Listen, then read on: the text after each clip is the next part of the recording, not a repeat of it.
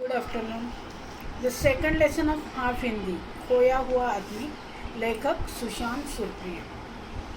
गद्य संबंधी प्रस्तुत वर्णनात्मक कहानी में खोया हुआ आदमी के माध्यम से लेखक ने समाज में व्याप्त मतलब परवाइडेड, स्प्रेडेड, फैला हुआ, ऊंच नीच, अमीर गरीब, जाति पाति आदि कुरीतियों को भुला देने के लिए प्रेरित किया मतलब इंस्पायर किया। और कुरीतियाँ मतलब बैड कस्टम्स, कुरीतियाँ। इस कहानी से यह ज्ञात होता है कि अपने अच्छे कार्य में से कोई भी आदमी, पशु, पक्षी, मानव सबसे आदर प्राप्त कर सकता है। यहाँ लेखक ने सभी को सौहार्द that is with good heart से रहने की सीख प्रदान की है और लोगों को अपनी ऊर्जा इज एनर्जी सकारात्मक काम में लगाने को कहा है। सकारात्मक इज ए पॉजिटिव। खोया हुआ आदमी एक ऐसे आदमी की कहानी है कि वो आता है गांव में और बोलता है कि मुझे कुछ याद नहीं, और लेकिन जब से वो गांव में आता है सब गांव में खुशहाली फैली रहती है। शायद वो पशु, पक्षी, पेड़ इनकी भाषा जानता है, सब लोगों के लिए अच्छा करता है। तो वो खोया हुआ नहीं है, एक्चुअली हम खोए हुए हैं। हम हमारी संस्कृति भूल गए, हम न जाने हमारी अच्छी रीतियाँ भूल गए, हम खोए हुए हैं, हमें राह नहीं मिल रही, हम कहाँ जा रहे हैं हमें समझ में नहीं रहा। तो वो खोया हुआ आदमी के माध्यम से लेखक ने बोला है कि समाज में जो जो बुरी कस्टम्स है, जैसे जात पात मानते हैं, अमीर गरीब, धर्म, मुस्लिम, हिंदू, क्रिश्चियन जो भी है वो मानते हैं, वो कैसे दूर किया जाए। ये खोए हुए आदमी मिला, मानो वो उनके लिए देवदूत, एंजल ठहरा। एक एंजल जैसे मानो भगवान ने उसे भेजा था गांव को सुधारने के लिए। गांव में जो झगड़े थे, गांव में जो प्रॉब्लम थे, वो सब उसने मिटा दिए। लेकिन उसकी कहानी के माध्यम से, मीडियम से, वो कहानी के मीडियम से उसने ये बताया है लेखक ने कि कैसे हो जाए। If you see anything bye positive thinking, anything bye positive means everything become positive. अगर आपने नकारात्मक ऊर्जा लगा दी तो कुछ नहीं होता, सब नकारात्मक मिलता है। तो लेखक ने ये बताया कि सकारात्मक सोच क्या क्या बदल दिए, पूरे गांव को बदल दिए। पहले ज़माने में छोटे छोटे गांव होते थे, 400-500 लोग रहते थे, तो हर आदमी को जानते थे। वहाँ भी जात पात थी, धर्म के नाम पे भेदभाव थे, लेकिन वो खोए हुए आदमी ने कैसे मिटा दिए उसका वर्णन किया है। I will start the lesson giving meaning and explaining simultaneously. कई वर्षों की बात है, देखो ये दीज आर द, मैंने पहले भी बोला है, हर एक लेसन लैंग्वेज का, मराठी हो, हिंदी हो या इंग्लिश हो, उसमें कुछ ना कुछ मैसेज जरूर दिया जाता है। तो ये बहुत पुरानी कहानी है, कहानी शायद सच नहीं है, कहानी है, लेकिन उससे हमें जरूर संदेश मिलता है कि how we should be positive towards life. एक पुराना गांव था, एक आदमी ने न जाने कहाँ से भटकता हुआ दूर दराज से, दराज मतलब फैला हुआ, दूर से फैला हुआ के उस गांव में आ पहुंचा। यानी पता नहीं कहाँ से आया, बहुत दूर से आया ऐसा लगता था। गांव के कुत्तों ने जब चिथड़े मतलब क्या, फटे हुए कपड़े में लिपटे उसे अजीब आदमी को देखा तो उन्हें वो कोई पागल देखा। वो ज़माने में गांव के कुत्ते गांव के लोगों को भी पहचानते थे। यानी वो इतना पुराना ज़माना था कि बाहर से कोई आया, नया प्राणी आया या नया आदमी, वो आदमी आया तो कुत्तों को भी लगा ये कोई अजीब है, ये नॉर्मल नहीं है, ये पागल दिख रहा है। तो जब वो आया तो कुत्ते ने भी भौंकना शुरू कर दिया। वे उस पर बेतहाशा भौंकने लगे, बेतहाशा मतलब अनकंट्रोल, इतना जोर जोर से भौंकने लगे। गांव के बच्चे खेल रहे थे, कुत्तों की देखा देखी गाँव के बच्चों भी पूरी दोपहर उसे छेड़ते और तंग करते रहे। जैसे कुत्ते भौंकने लगे वैसे गाँव के बच्चे भी उसके पीछे पीछे जाके उसे तंग करने लगे, उसको चिल्लाते रहे, उसके ऊपर पत्थर फेंक रहे थे। आश्चर्य की बात यह थी कि वह आदमी उन बच्चों को कुछ बोल नहीं रहा था। देखो, आप किसी को परेशान कर रहे हैं, किसी को तंग कर रहे हैं, मार रहे हैं, लेकिन अगर सामने वाला कुछ नहीं बोलता तो वो क्या शायद भगवान है या शायद राक्षस है या कौन है कि कुछ बताता नहीं, कुछ उल्टा जवाब नहीं देता, कुछ प्रतिकार नहीं करता, कुछ अपोज नहीं करता। तो लेकिन वो आदमी कुछ बोल नहीं रहा था, बच्चे उसे बहुत तंग कर रहे थे। संयोग से मतलब बाय कोइंसिडेंस किसी भले आदमी ने गांव के बच्चों को उस पर पत्थर फेंकते हुए देख लिया। जब वो भला आदमी उस आदमी के करीब गया तो उसके चेहरे पर मौजूद खोएपन के भाव के बावजूद उसे उसमें गरिमा के चिन्ह दिखे। गरिमा इज अ गौरव, महिमान्वित यानी सम्मान के चिन्ह दिखे। एक किसी हम नए पर्सन को जब मिलते हैं, हमें पहले ही इसमें नज़र में ऐसा लगता है कि यह आदमी अच्छा है या बुरा है। कभी कभी ऐसा लगता है नहीं ये आदमी बहुत अच्छा है, हमें एक पॉजिटिव वाइब जाते हैं, पॉजिटिव थिंकिंग होता है। कभी कभी देख के ही लगता है नहीं ये आदमी बुरा है। वैसे वो आदमी को देखकर गांव के आदमी को लगता है कि इसके चेहरे पर कोई भी एक्सप्रेशन नहीं, पूरा खोया हुआ लगता है। हाँ, लेकिन उसमें और एक बात थी कि उसका चेहरे में कुछ गौरव था। ऐसा लगता था ये कोई बड़ा व्यक्ति है, कोई बड़ा देवदूत है, भगवान ने भेजा हुआ है इसे, ऐसा लगता था। तो जो बच्चे पत्थर फेंक रहे थे उन्हें उसने रोका। यह आदमी पागल नहीं हो सकता, यानी उसे लगा वो कितना भी खोया हो लेकिन ये पागल नहीं हो सकता। उसने सोचा गांव के उस आगंतुक भले व्यक्ति ने उस आदमी को उसका नाम पता पूछा, पर वो कोई उत्तर नहीं दे सका। आगंतुक का मतलब होता है uninvited guest, that is been बुलाए मेहमान। ये आया उस गांव में, उसे किसी ने बुलाया नहीं था, किसी का वो रिश्तेदार नहीं था, किसी का कुछ नहीं लगता था। वो आदमी ने, गांव के आदमी ने उसे उसका नाम पूछा, पता, लेकिन उसको कुछ नहीं बता सका। शायद सब कुछ भूल गया था ऐसा लग रहा था, या वो सच में भूल गया था। ये वह केवल इतना बोल पाया, शायद मैं खो गया हूँ। यानी एक्चुअली वो नहीं खोया था, लेकिन उसने बोला शायद मैं खो गया था। मतलब आजकल मनुष्य अपनी मानवता खो बैठा है, मनुष्य अपनी संस्कृति खो बैठा है, मनुष्य अपने अच्छे गुण खो बैठा है। बहुत पहले के ज़माने में लोग ऐसे नहीं थे, एक दूसरे के उपयोग में आते थे, जात पात नहीं मानते थे, धर्म नहीं मानते थे, सब अच्छे से रहते हैं। लेकिन जब उसने जवाब दिया कि शायद मैं खो गया हूँ, यानी वो बोल रहा था कि आप अपना कर्तव्य खो गए हैं, कर्तव्य से खो गए हैं, कर्तव्य नहीं कर रहे हैं। यह सुनते ही गांव के उस भले व्यक्ति ने निश्चय किया कि ये सब उसे खोया हुआ आदमी कहकर बुलाएंगे। उसका न नाम था न पता था, उससे कैसे बुलाएंगे? तो खोया हुआ आदमी जो खुद बोलता है कि मैं खोया हुआ हूँ। देखो एक बड़ा आदमी अगर वो पागल नहीं है तो वो कैसे बोलेगा कि मैं खोया हूँ? उसे आपका नाम तो याद होगा, शहर तो याद होगा, कुछ तो याद होगा, लेकिन वो बोलता हूँ मैं खोया हुआ है। शायद किसी पर्पस से किसी ने उसे भेजा है, शायद उसका हेतु बहुत अच्छा है, शायद उसे कुछ गाँव में करना है। खोया हुआ आदमी इतना खोया था कि उसकी पूरी स्मृति का लोप हो चुका था। स्मृति इज याददाश्त, दैट इज रिमेम्बरेंस। लोप होना, नष्ट होना, यानी उसे कुछ भी याद नहीं था। उसे इतना ही पता था कि मैं एक आदमी हूँ। देखो आदमी खाता है पीता है, लेकिन अगर वो किसी को पहचान नहीं पाता तो क्या फ़ायदा। देखो हम ऐसा जीवन सामने लाए जो आदमी रोज़ खाता पीता सोता है, लेकिन किसी से बात नहीं करता, किसी को पहचान नहीं, तो उसके जीवन में कुछ मीनिंग रहेगा क्या, कुछ अर्थ रहेगा क्या?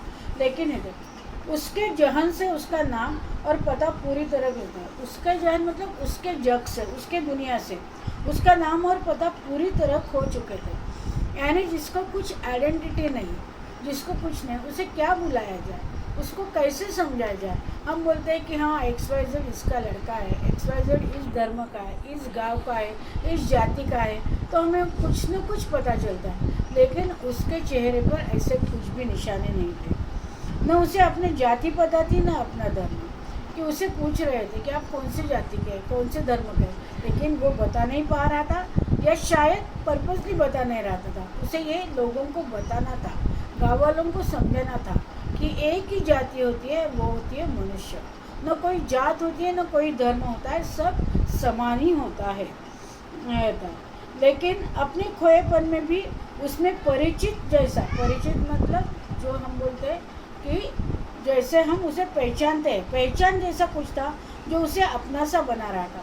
यानी वो खोया हुआ था, नाम पता बता नहीं सकता, लेकिन उसके चेहरे पर जो एक्सप्रेशन है, जो भावनाएं थी, उसमें हमें कुछ तो भी पहचान लग रही थी। नहीं ये अपना सा है, या अपने में से कोई है, या हमारा अपना है। ऐसी एक भावना गांव के लोगों के मन में तैयार हुई। लिहाजा मतलब फिर भी जब उसे गांव के अन्य लोगों के पास ले जाया गया तो उसे देखते सब एक स्वर में बोल उठे, अरे यह खोया हुआ आदमी तो बेहद अपना सा लग रहा है। यानी सबका इम्प्रेशन एक ही लग रहा है। उसके चेहरे से, उसके एक्सप्रेशन से यही लग रहा था कि ये बहुत अपना सा लग रहा है, ये अपना है, ये कोई पराया नहीं है, ये अपने गांव का है, शायद अपनी जाति का है, अपने धर्म का है, अपने मनुष्य, अपना कोई नज़दीक वाला रिश्तेदार है, ऐसे सबको लगा था। यानी उसके चेहरे पर याददाश्त खोने की ये थी एक्सप्रेशन, साथ ही कुछ अपनेपन की भी एक्सप्रेशन थी। उन्होंने उसे अपने गांव में रख लेने का फैसला किया। उसने बोला चलो ठीक है, हम उसे अपने गांव में ले गए। वह आदमी भी उस गांव में रहने के लिए तैयार हो गया, भले उसकी याददाश्त खोई हुई, फिर भी उसने बोला ठीक है, मैं यहाँ रहूँगा। खोए हुए आदमी की आवाज़ बहुत मधुर थी। देखो, हम आदमी को कैसे पहचानते हैं? उसकी रहन सहन, उसका बोलना चालना, उसकी बॉडी लाइन, उसका स्वर, उसका आवाज़ तो मधुर थी। वो मधुर आवाज़ सुनते ही सबको एक मोहित करता था, अट्रैक्ट करता था, मानो हिप्नोटाइज करता था। कभी कभी वो अपनी सुरीली आवाज़ में कोई पुराना गीत गाता था। उसे वो गीत शायद याद था, उसके बोल याद थे, वो गाता था ताकि लोगों को याद रहे कि पुराना गीत क्या था। कभी कभी वह उस गांव की गाय वैसे उसके गीत की स्वर लहरों से मंत्रमुग्ध मतलब सम्मोहित, हिप्नोटाइज होकर ज़्यादा दूध देने लगते। गाय भैंस कब ज़्यादा दूध देते हैं? वो जब आनंदित होते हैं। वो ऐसा गाना गाता था, वो इतना सुरीला था, वो इतना अच्छा गाना गाता था कि गाय भैंस जैसे जानवर भी प्रफुल्लित हो जाते, आनंदित हो जाते, और उसके लिए वो आनंदित हो जाने के कारण ज़्यादा दूध देते। तो ये आने से लोगों को कुछ न कुछ फ़ायदा होने लगा। गांव के बच्चे उसका गीत सुनकर उसकी ओर खींचे चले जाते, उसके पास जाते, उससे बातें करते। उसका गीत जो है वो सबको अच्छा लगता, इसमें खींच लेने की एक ये थी, कैपेसिटी थी। गांव के बड़ी बुजुर्गों को भी उसके गीत उनकी युवा अवस्था के सुंदर अतीत की याद दिसती। युवा अवस्था मतलब यौवन, यूथ, और अतीत मतलब पास्ट। जब वो गाना गाता था, इतना पुराना गाना कि गांव के जो बड़े बुजुर्ग थे, बूढ़े थे, उनको अपनी यूथ की याद आती थी कि अरे वो अपने ज़माने का गाना रहा, वो अपना सा लगता है। गांव के लोगों ने पाया कि जब उसे वो खोया हुआ आदमी वहाँ आया था, गांव के फूल और सुंदर लगने थे, गांव की तितलियाँ ज़्यादा मोहक लगने थी, मोहक मतलब अट्रैक्टिव और सुंदर और गांव के जुगनू मतलब ग्लो वंस, जो लाइट में रात को चमकते हैं ना, वो ज़्यादा रोशन लगने थे, प्रकाशित। गांव के बच्चे भी अब ज़्यादा खुश रहने लगे थे, क्योंकि बच्चों को वो सम्मोहित कर देने वाले कमाल के गीत सुनता। क्योंकि ऐसा हो सकता है कोई आदमी आए और फूल ज़्यादा सुंदर हो, तितलियाँ ज़्यादा मोहक हो, जुगनू ज़्यादा प्रकाशित हो, लेकिन ऐसा लगता था किसी का प्रेजेंस, किसी का वहाँ होना ही सब कुछ बदल देता था। ये कैपेसिटी शायद उसमें थी। वो यानी गांव के लिए एक, जैसे हम बोलते हैं ना कि गोल्डन टच, गोल्डन फिगर, उसको मराठी हिंदी में बोलते हैं परिस्पर्श। एक ऐसा पत्थर होता है, एन इमेजिनरी स्टोन, जो लोहे को लगाए तो लोहे का सोना बनता है। मतलब क्या? बुरे को भी अच्छा बनाता है।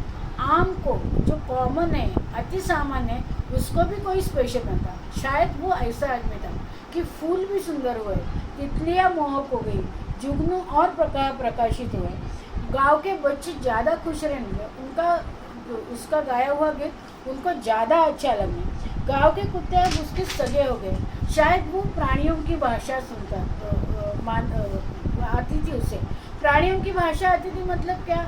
उनसे पैट करता था, उनको जब सहलाता था तो शायद उनको समझता था कि वो कितना प्यार करता है। वे उसके आसपास ऐसे चलते थे जैसे उसके गार्ड ऑफ ऑनर दे रहे हैं। गार्ड ऑफ ऑनर दे देना मतलब एस्कॉर्ट करना, जैसे अपनी सिक्योरिटी होती ना, यानी उसको लोग सिक्योरिटी जैसे दे रहे थे। कुत्ते भी सिक्योरिटी दे रहे थे। कुत्ते समझ रहे थे कि ये अपना है, ये अपना है, अपने लिए आया है, अपने के लिए, अपनों के लिए कुछ करेगा।